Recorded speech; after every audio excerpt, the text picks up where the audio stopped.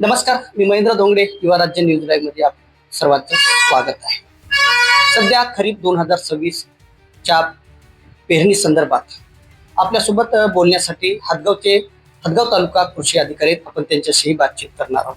Sir, एकंदरीत पाहता आता मोसमी पावसाला सुरुवात होणार आहे. शेतकऱ्यांना काय आव्हान असेल आपल्याकडे? नमस्कार शेतकरी बंधूंनो, मी एस.एन. पाटील, तालुका कृषी अधिकारी हदगाव. मी यावर्षी एक आवाहन करतो की यावर्षी एल निनोच्या प्रभावामुळं आपल्याला शेतकऱ्यांना म्हणजे यावर्षीचं पाऊसमान जे आहे ते थोडंसं कमी पाऊसमान आपल्याला सांगितलं आहे. त्याच्यावर आपल्याला मात करण्यासाठी आपण जे बियाणं वापरणार, घरचे बियाणं वापरू किंवा आपण दुकानातून बियाणं असू द्या, त्याची आपल्याला भूगुणशपथी तपासल्याशिवाय आपल्याला पेरणी करायची नाही. सोबतच आपल्याला बीज प्रक्रिया करूनच पेरणी करायची आहे. यावर्षी आपल्याला मोठ्या प्रमाणामध्ये BBF किंवा टोकन यंत्र किंवा आपण जर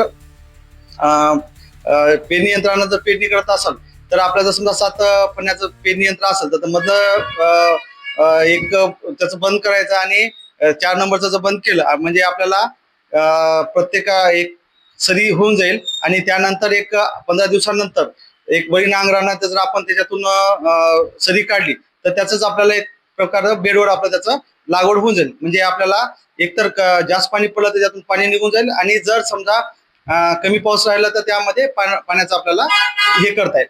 दुसरं महत्वाची गोष्ट म्हणजे यावर्षी आपल्याला कमी कालावधीचे आपल्याला वाण निवडायचे, ज्यामध्ये हे जे फुले संगम वगैरे आहे ती व्हरायटी आपल्याला यावर्षी वापरायची नाही. त्याचं आपल्याला 9305 म्हणा किंवा 725 असू द्या, अशा व्हरायटी आपल्याला यावर्षी हे करता येईल. तसेच यावर्षी आमच्या कृषी विभागामार्फत मोठ्या प्रमाणामध्ये मोहिमेचं स्वरूपामध्ये सहाय्यक कृषी अधिकारी असू द्या, उपकृषी अधिकारी, मंडळ कृषी अधिकारी किंवा तालुका कृषी अधिकारी यांच्या मार्फत गाव बैठका घेऊन तिथं प्रत्यक्ष या बाबीचं आपल्याला आपण त्याचं प्रात्यक्षिक दाखवत आहोत आणि याप्रमाणे आपण इतरही शेतकऱ्यांनी त्याचा अवलंब करावा असं आवाहन मी कृषी विभागातर्फे आपल्याला करतो. तर सध्या झालं तर शेतकरी आता बी बियाणं खरेदीसाठी मोठ्या प्रमाणात दुकानावर जात आहेत. त्यांची कुठंतरी फसवणूक होऊ नये यासाठी आपल्या मार्फत काय उपाययोजना राबवण्यात? सर्व शेतकरी बंधूंना आपल्याला असं आवाहन करता येईल की आपण ज्या दुकानातून आपण खरेदी करत आहेत तर त्याचं पक्क बिल घेऊनच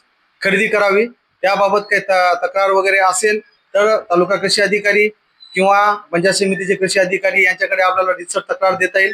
त्याच्यावर नक्कीच आपण त्याच्यावर कारवाई करू. तसेच आपण आपल्याला जर कुठे गैरवापर म्हणजे गैर जर त्याचा हे असेल तर त्याची तक्रार नक्कीच आपण करू शकता. तर काही शेतकरी कमी पाऊस झाला तरी पेरण्या करतात. शेतकऱ्यांना एक पेरणी संदर्भात काय आव्हान असेल की किती मिलीमीटर पाऊस झाल्याशिवाय पेरण्या करू? शेतकऱ्यांना एक आव्हान राहील की आता जे पाऊस पडतोय तर आपल्याला वाटते की हा मान्सून आलेला आहे, तर माझं असं म्हणणं आहे की सध्या वादळी पाऊसच आहे.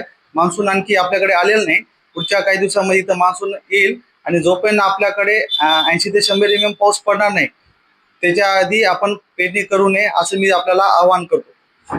तर नक्कीच हे होते हदगावचे तालुका कृषी अधिकारी. शेतकऱ्यांनी पेरणीला कोणतीही गडबड करू नये. 100 मिलीमीटर पाऊस झाल्याशिवाय शेतकऱ्यांनी पेरणी करू नये असं आव्हान त्यांनी शेतकऱ्यांना केलेलं आहे. कॅमेरामॅन मारुती काकडेसह मी महेंद्र धोंगडे, युवा राज्य न्यूज, हदगाव, नांदेड.